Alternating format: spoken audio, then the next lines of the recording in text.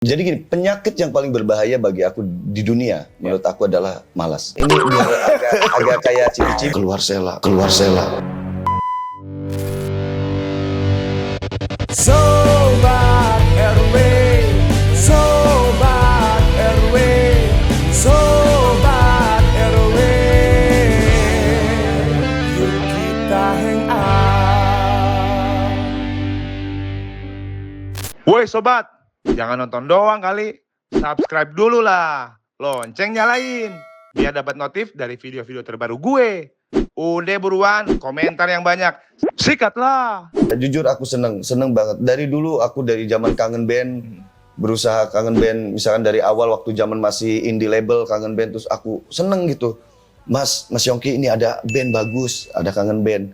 Kalau aku udah punya duit banyak, mah aku produserin sendiri waktu itu. Emang kami juga sempat Iya sempet waktu itu. kasih masukan gitu. Iya, ini aku- bagus nih barang nih. Iya. Ini bagus nih. Iya ke Mas Yongki waktu itu. Terus Mas Yongki, mana Li? Oke. Wah iya. Nanti gue cari ya. Akhirnya Mas Yongki, udah dapet kangen band. Habis itu dipegang Majana. Oke. Majana positif gitu si Kang Jana itu kan. Kang Jana dipegang. Terus begitupun waktu itu Wali sama Hello ya. Waktu itu Hello. Terus berikutnya kan ada Wali. Kang Jana waktu itu, bro ada di Bandung nggak? Gue ke Bandung nih, gue mau konsul nih gitu kan. Ada gue dapat demo nih band, ada 2 band didengerin. Ini gimana menurut lu gitu? Ambil nggak gitu kan? Didengerin waktu itu kalau nggak salah Wali itu pas zaman lagunya Dick, Hello-nya ular berbisa. Iya, ular berbisa ya, bukan ular tangga kan? Kang Charlie. Iya. Kan ini kan tentang pembahasan Kang Charlie itu sebenarnya kalau mau dikupas tuntas nih, wah lebar panjang kemana-mana. Dan Sampai kiamat kurang 2 hari itu nggak selesai. nih, Kang Charlie kan pasti kan kalau dengan posisi yang sekarang kan ada proses yang mesti banyak dilewati, ya kan? Seperti apa sih perjuangan Kang Charlie sampai jadi seperti ini? Entah itu pada saat sebelum industri ke SA12 atau sampai yang setia sekarang. Jadi gini, penyakit yang paling berbahaya bagi aku di dunia, menurut aku adalah malas. Jadi hindari penyakit malas, menurut aku ya. Gitu. Makanya aku dari dulu selalu ingin menjadi manusia yang tidak malas gitu loh. Jadi harus semangat kerja, harus semangat berkarya, harus semangat terus aja. Asal istiqomah aja. Kalau kata orang tua dulu, jangan malas, terus jangan lupa menabung. Nah, jangan lupa menabung kan. Bener nggak? Iya. Ya menabung tuh menabung karya gitu kan. Mungkin seperti itu kalau bahasa luasnya seperti itu. Jadi aku alhamdulillah mendapatkan sesuatunya dengan prosesnya. Jadi ketika sesuatunya itu kita benar-benar dijalankan dengan mental yang siap gitu ya. Mental yang siap, semoga seperti itu gitu kan. Jadi anggaplah perjalanan proses itu karena menurut aku dalam hidup ini proses yang paling berharga gitu kan. Hasil itu adalah sebuah hadiah saja gitu.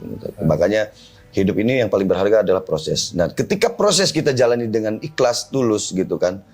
Oh ini biar agak kayak cibi-cibi bro. Lu semangat banget kalau ngeliat bulu-bulu. Nggak seru ngeliat Jadi apa ya? Kepahitan, keperihan itu nggak ada menurut aku. Menurut aku nggak ada. Justru yang ada kenikmatan gitu.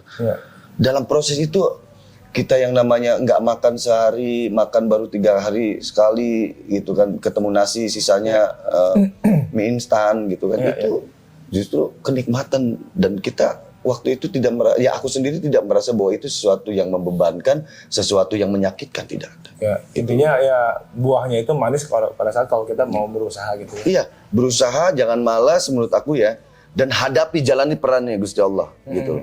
Karena aku pikir Allah tuh nggak butuh manusia yang hebat, nggak ada juga manusia yang hebat, Tri. Betul. Yang ada Tuhan tuh ya kita siap aja jalani perannya dengan ikhlas, tulus gitu kan, didasari dengan kesabaran dan kita konsisten dan istiqomah apa yang kita tuju itu adalah nilai-nilai yang baik. Kita berkarya kan baik ya insya Allah dan kita juga pengen memberikan sesuatu yang didengarkan baik oleh penikmat musik.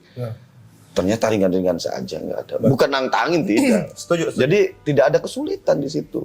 Yang sulit itu ketika kita memahaminya itu sulit ya sulit. Makanya aku selalu bilang tidak ada kata gagal, yang ada kata menyerah. Betul. Kecuali menyerah, karena kegagalan nggak ada.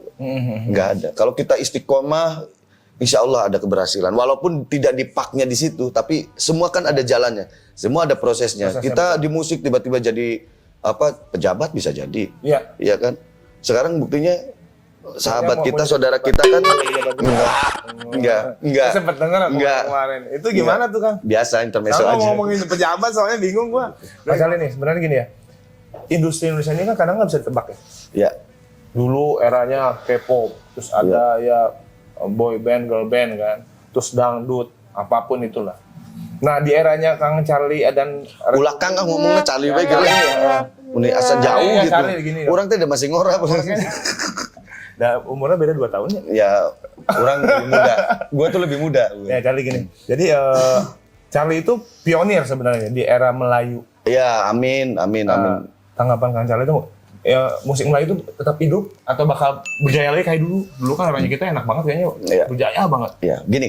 Jadi ini mah analisa aku ya. Itu belum tentu benar, tapi kita sama-sama mengkaji saja bahwa intinya mengkaji kita kan ingin memberikan yang terbaik buat penikmat musiknya. Ya, kita sama-sama berpikir di wilayah itu gitu ya. Jadi Melayu itu sebenarnya menjadi dasar, menjadi dasar apapun Melayu itu. Karena Indonesia itu tanahnya tanah Melayu. Betul. Dan telinganya pun telinga Melayu, gitu kan. Jadi basic semuanya itu, kita lagu aku aja, basicnya itu kan pop. Ya. Cuman aku nyanyinya Melayu. Melayu betul. Dimelayukan, tapi Melayunya ala Charlie gitu kan, bukan Melayu ala yang lain. Beda lagi dengan lagu Melayu yang memang lagu Melayu khusus itu kayak Melayu Deli, Padang gitu kan, seperti itu kan. Itu memang dikemas untuk notasi-notasi yang benar-benar Melayu kan. Kalau aku kan nggak pop. Cuman cara bernyanyi aku Melayu gitu, dengan mungkin genjrengannya berbeda gitu kan, seperti itu. Aku pikir sih sebenarnya kajian aku, analisis aku, Melayu itu tidak akan bisa dipisahkan dari telinga kita gitu. Bahkan tinggal bagaimana cara bernyanyinya gitu kan. Toh Republik juga kan cara bernyanyinya nggak Melayu menurut aku. Enggak lah, nggak Melayu gitu. Cuman tapi banyak orang bilang Republik Melayu katanya. Melayu. Katanya orang bilang. Lari dong Melayu. Bahasa Jawa dulu. Ya, karena memang waktu itu memang gaungnya lagi Melayu kan. Jadi semua karya terbesit di Melayu. Jadi jangan, maksudnya tuh menganalisis memang harus detail gitu kan. Tiba-tiba lagu yang Charlie ciptain semua Melayu. Enggak, basicnya enggak Melayu kok. Ya ada yang basicnya khusus untuk memang aku bikin Melayu ya ada gitu. Tapi kan kalau secara garis besar dari ST12 ke Setia Band itu enggak ada yang, kebanyakan tidak Melayu, pop. Cuman aku memang menyanyikan dengan cara Melayu kayak Lady Sky itu kan nggak Melayu, itu udah hard banget gitu kan, kayak ya banyak lah gitu kan yang nggak Melayu. Jadi tenang aja, pokoknya berkarya. PR-nya berkarya, kasih karya yang paling baik untuk pencinta musik Indonesia gitu ya Kang? Gitu aja, udah gitu aja. Pokoknya jangan patah untuk berkarya udah. Nah kalau misalkan ada perputaran, misalkan ini lagi musiman, ya itu musiman. Tapi Melayu mah tetap baik gitu.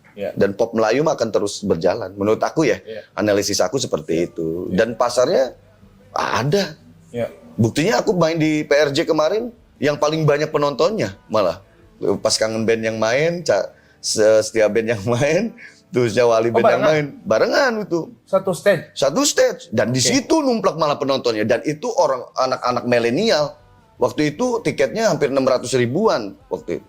Dan orang-orang bermobil, anak-anak zaman kekinian gitu, yang nonton. Ternyata kan terbukti. Memang banyak orang yang suka musik Melayu ya. Iya, semua telinga Indonesia ya gitulah gitu kan. Iya, lagu-lagu luar juga yang ngehit di sini kan lagu-lagu yang simpel begitu saja. Coba nyanyikan Melayu jadi Melayu oke gitu seru. Ya pokoknya punya kemasan tersendiri lah semua. Republik aku pikir sudah punya karakter tersendiri yang sudah cukup sangat kuat menurut aku dan sudah nempel di telinga. Cuma harus ingat yang 3 tadi ya. Ingat yang 3 tadi.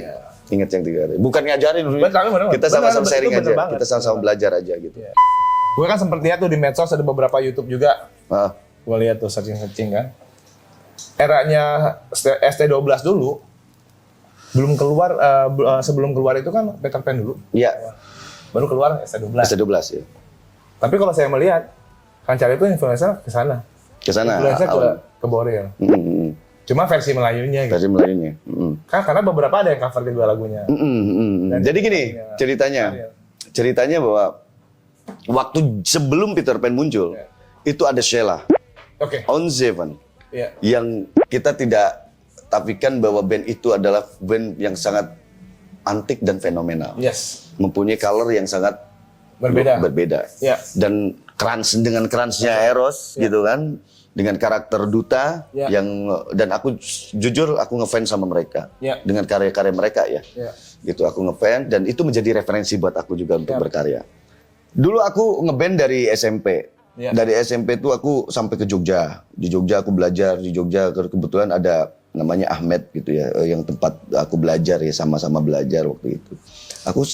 Aku inget banget waktu itu ngobrol sama Ahmed di kampung ya, di Blagedok waktu itu di Cirebon. Ini sebelum masuk industri nih? Sebelum jauh aku SMP itu. Aku SMP. Sebelum Sheila muncul gitu. Aku bikin sama Ahmed itu lagu Gerhana judulnya. Dengan gayanya Sheila. Sebelum Sheila ada. Terus waktu itu Ahmed sama aku bilang bahwa 10 tahun ke depan aliran yang begini yang akan meledak. Sempat bilang ke teman-teman semua.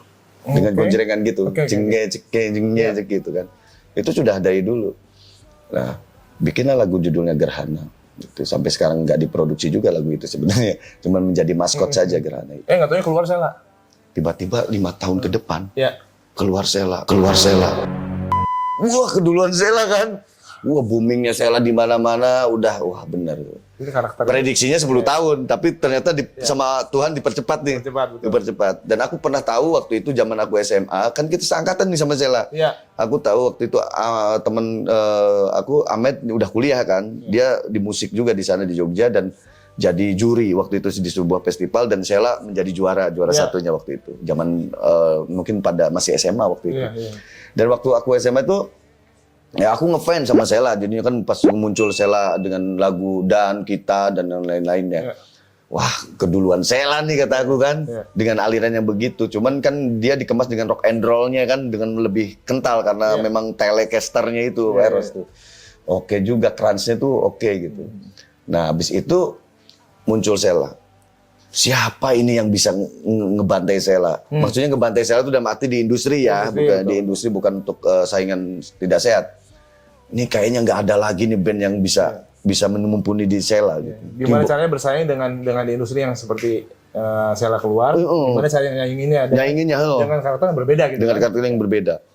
Dilalanya tiba-tiba muncul Peter Pan. Dan kemunculan Peter Pan, ini kita sama-sama belajar. Kemunculan Peter Pan mau tidak mau akan disamakan sama Sheila. Iya kan kayak Sheila, kayak lagu pertamanya Peter Pan itu lagu apa sih? Bintang. Bukan. Ada apa dengan? Bukan dong. Bukan. Mungkinkah dia ku bertanya pada bintang-bintang gitu. Iya kan? Peter Pan. Oh gitu. Tapi ngomong-ngomong itu udah mau lanjut. Mau lanjut dulu. Oh gue? Oh main. Gue mau. Enggak, bentar. Dia mau nyanyi dulu. Nanti kesini lagi bro. Oh ya udah. Oke. Ya. Jadi gue ngomong sendiri aja nih ya. Sendiri aja dulu. Oke, siap. Oke, pemirsa. Oke. Berhubung Ruri dipanggil untuk nyanyi, mumpung gak ada Rurinya, jadi gue ngomong bebas.